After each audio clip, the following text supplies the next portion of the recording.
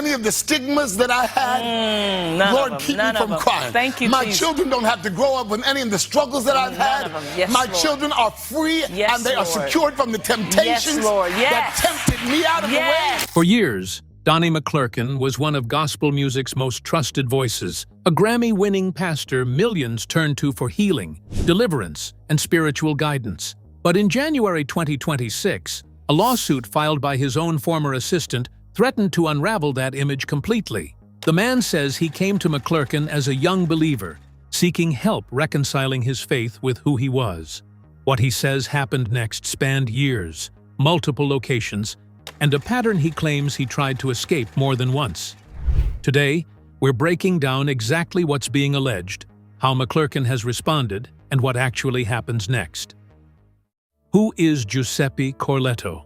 Before this story became headline news, Giuseppe Corletto wasn't a public figure at all. He was, by his own account, a young man attending Donnie McClurkin's church at a time when he was quietly wrestling with two things at once: his sexuality and his Christian faith. For anyone who's grown up in a conservative religious environment, that particular struggle is instantly recognizable. The fear of being rejected by a community you love, the hope that a spiritual leader might have answers, and the vulnerability that comes with handing over something so personal to someone you trust. That's reportedly the position Corletto was in when he first connected with McClurkin. He wasn't looking for a job or a mentorship, at least not at first. He says he was looking for guidance, for someone to help him make sense of who he was in the context of everything he'd been taught to believe. And McClurkin, according to the lawsuit, was more than willing to offer that guidance. It's worth remembering just how much stature McClurkin carried at the time. He was, and still is, one of the most decorated names in gospel music history, a multiple Grammy winner, a former choir director at some of the largest churches in the country, and a man whose testimony of overcoming his own difficult past made him a symbol of redemption for millions of churchgoers. That reputation is exactly what would have made someone like Corletto trust him so completely in the first place. But according to Corletto's account, the relationship didn't stay in the realm of ordinary pastoral counseling for long. The lawsuit claims McClurkin told him he could help deliver him from homosexuality, a promise rooted in the same conversion-style language that circulated in certain religious circles for decades, despite widespread evidence that these practices don't work and can cause serious psychological harm. From there, Corletto alleges the relationship shifted again. McClurkin allegedly brought him into his personal orbit as an assistant and mentee, giving him access, responsibility, and, allegedly, far too much unsupervised closeness. On the surface, that might have looked like an incredible opportunity. A young man being personally mentored by a gospel legend, working alongside someone with decades of influence in the industry. But according to the lawsuit, that closeness became the exact setting where years of alleged abuse would take place. That level of trust is rarely questioned in the moment. It's usually only examined closely in hindsight, once allegations surface. So what exactly does Corletto say happened during the sessions that were supposed to be about deliverance? The Pray the Gay Away sessions. This is the part of the lawsuit that's generated the most reaction online, and it's easy to understand why. According to the filing, McClurkin held sessions explicitly framed as spiritual deliverance, sessions supposedly designed to pray away Corletto's attraction to men. On paper, that's a controversial but not uncommon practice in certain corners of conservative Christianity, one that's been publicly criticized for years by mental health professionals and even some religious leaders who've since disavowed it. But according to Corletto, these sessions became something far darker, opportunities for abuse carried out under the cover of prayer and healing. The lawsuit reportedly describes unwanted physical contact occurring during these sessions, contact that Corletto says had nothing to do with spiritual deliverance and everything to do with exploitation. And critically, the filing doesn't confine these allegations to a single moment or a single place. According to the suit, this pattern played out in more than one setting, at church-related locations, where the sessions may have carried an added layer of spiritual authority and secrecy, and in hotel rooms during travel, where Corletto would have had even less ability to leave or seek help. That detail, multiple locations, over an extended stretch of time, is significant because it's part of what Corletto's legal team is using to argue this wasn't a one-time lapse in judgment, but a sustained pattern of behavior. Attorneys handling these kinds of cases often describe this as a textbook abuse of power dynamic, a religious leader with enormous influence over a much younger congregant, someone who came to him specifically because he trusted him with the most vulnerable part of his identity, allegedly using that access and trust for his own purposes. If true, this wouldn't just be a personal betrayal. It would be an abuse of exactly the kind of spiritual authority that made McClurkin's ministry so influential in the first place. Millions of people looked to him not just as a singer, but as a man of God whose word carried real weight. That's precisely why allegations like this hit so hard when they surface. But how long does Corletto claim this actually went on for? And why? If it's true, didn't he speak up years earlier? Years of alleged abuse. And why he says he stayed. According to the lawsuit, the alleged abuse didn't happen once or twice. It's described as spanning multiple years, beginning in the mid-2000s and continuing well into the 2010s. That's a significant stretch of time, easily a decade or more. And it naturally raises the question a lot of people ask the moment a story like this breaks. Why didn't he leave or speak up sooner? Corletto's filing reportedly addresses that question head-on. He claims he attempted to walk away multiple times during that period, but says he was pressured into staying each time. And when you look at the position McClurkin allegedly occupied in his life, it's not hard to see why leaving might have felt nearly impossible. This wasn't a stranger. This was his pastor, his spiritual mentor, his employer, and, according to the very premise of those deliverance sessions, supposedly the one person who held the key to his healing. Walking away from that would have meant walking away from his church community, his livelihood, and the promise of the very thing he'd gone looking for in the first place. It's also worth noting why a case describing events from as far back as the mid-2000s can even be filed now. In recent years, several states have passed laws temporarily extending or reviving the statute of limitations for survivors of alleged misconduct, recognizing that many victims take years, sometimes decades, to come forward. These laws recognize that shame, fear, and psychological pressure often keep people silent long after the alleged abuse itself has ended, which is part of why lawsuits describing decade-old events are becoming more common across many industries, not just gospel music. This is a pattern that advocates for abuse survivors describe constantly. And it isn't unique to this case. When the person accused isn't a stranger, but someone deeply embedded in every part of a victim's life, spiritually, professionally, socially, it becomes exponentially harder to walk away, let alone come forward publicly. Add in the specific dynamic here, where the alleged abuser was also positioned as the one person capable of curing him, and you start to understand the kind of psychological trap the lawsuit is describing.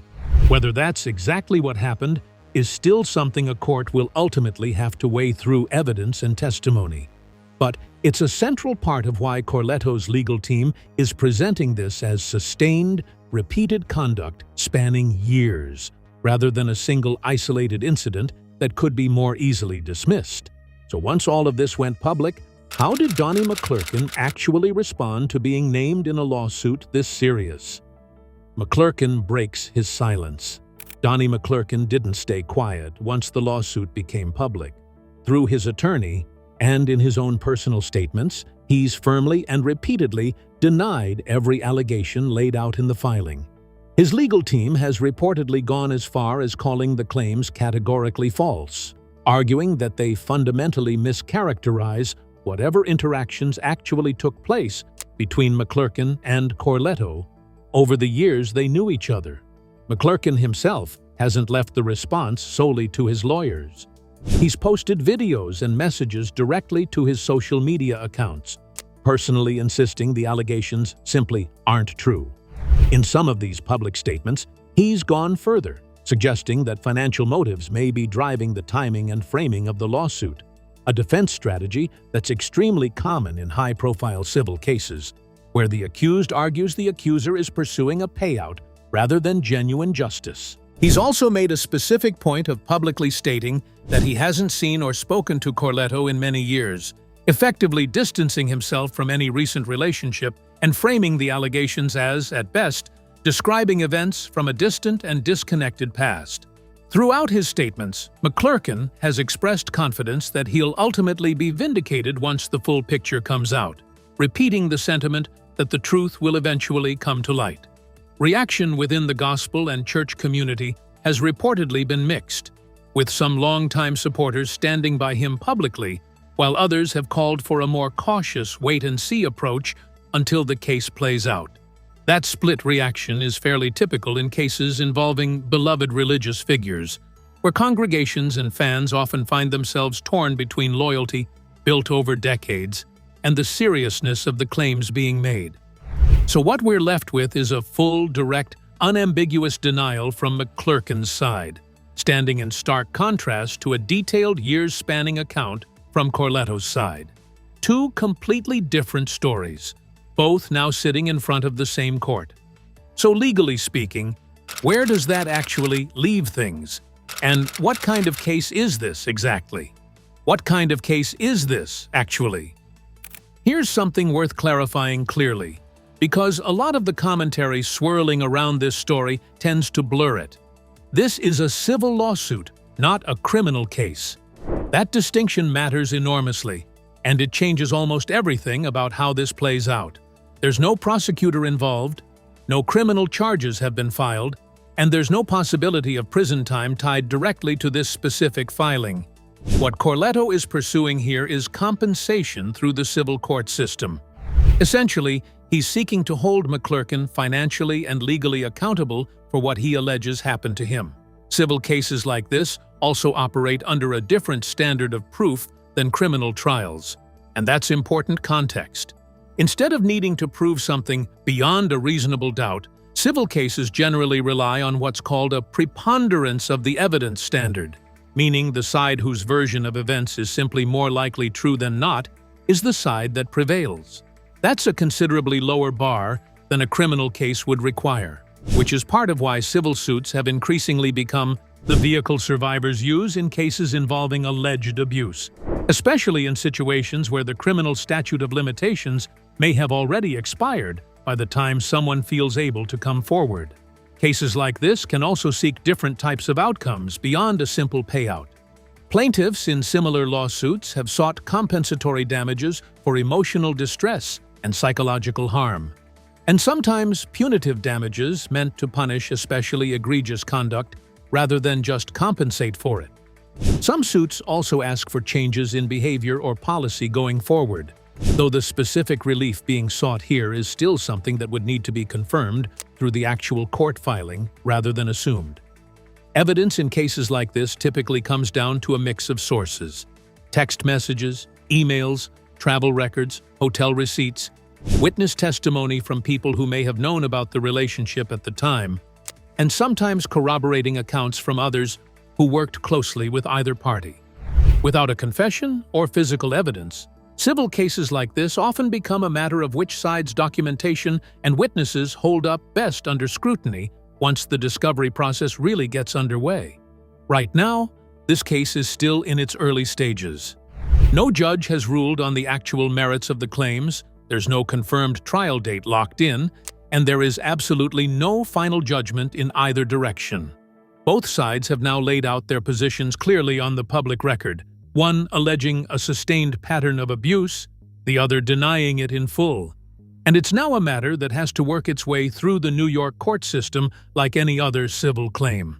That context is exactly why it's worth pausing on all the videos, thumbnails, and posts using words like exposed to describe this story, because legally speaking, nothing has actually been proven in court yet. So what does it really mean then when creators and commentators say someone has been exposed? What exposed actually means here? Titles like the one on this very video, Donnie McClurkin's assistant completely exposes him, are everywhere right now across YouTube, TikTok, and Instagram. but it's worth being upfront with you about what that kind of language actually represents in a moment like this. These titles are coming from commentary and reaction channels summarizing the lawsuit and Corletto's public statements to the media. They are not court rulings. They are not legal findings of fact. They're content creators framing a still unfolding legal story in the most attention-grabbing, clickable way they possibly can, because that's what gets views. That doesn't mean the underlying allegations aren't serious. They clearly are, and they deserve to be taken seriously. But there's a meaningful difference between someone has made detailed, serious allegations in a formal lawsuit and a court has proven someone guilty of wrongdoing. Right now, this story sits firmly in the first category. Corletto has made detailed, specific claims spanning years. McClurkin has firmly and publicly denied every one of them. No court, no judge, no jury has weighed in yet on whose account is accurate. This pattern of a beloved religious figure being accused, followed by a wave of reaction content built entirely around unproven claims, isn't new. Similar situations have played out with other prominent pastors and ministry leaders over the years, and in nearly every case, the truth has taken far longer to emerge than the news cycle around the initial allegations. That's worth keeping in mind here too. If you're watching commentary on this case, including this video right here, it's worth keeping in mind that creators, by the nature of the platform, often emphasize the most dramatic and still unproven elements of a story, because measured, cautious language simply doesn't perform as well.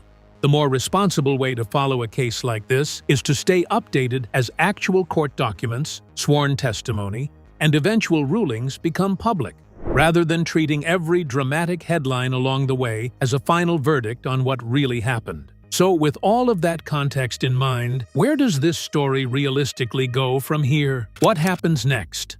As it stands, this case is likely to move through the standard pretrial process before anything resembling an actual trial takes place. That typically means evidence gathering, depositions from both parties and any witnesses, and quite possibly attempts at a settlement outside of court.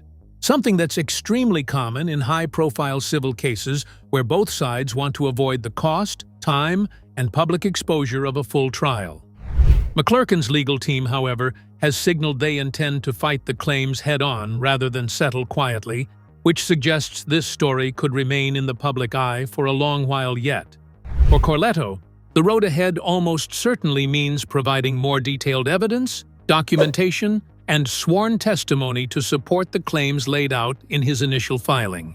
Lawsuits like this often unfold in stages, with more specific details emerging over months as the discovery process moves forward. For McClurkin, the road ahead likely means continuing to publicly and legally contest every allegation while the case slowly works its way through the New York court system, all while trying to manage the reputational fallout among his fan base, his church, and the broader gospel music community that has supported him for decades.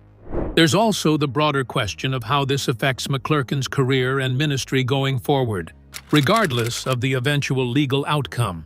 High-profile allegations like this often carry consequences separate from any court ruling. Event bookings, church invitations, and public appearances can all be affected simply by association with a pending lawsuit, even before anything is proven one way or the other. That's part of why cases like this can feel so consequential, even in these early stages. And for the rest of us watching from the outside, it means this story is far from a closed chapter. New details, additional statements from either side, and potentially even other individuals coming forward could still shape how this plays out over the coming months. What's clear right now is that this isn't a settled matter. It's an active, ongoing legal battle between two very different accounts of what allegedly happened over the better part of a decade, and only time, evidence, and the courts will ultimately determine which version holds up.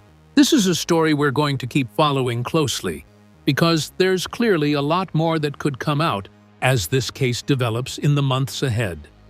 If you want to stay updated the moment new details drop, make sure you're subscribed so you don't miss the follow-up video when it happens.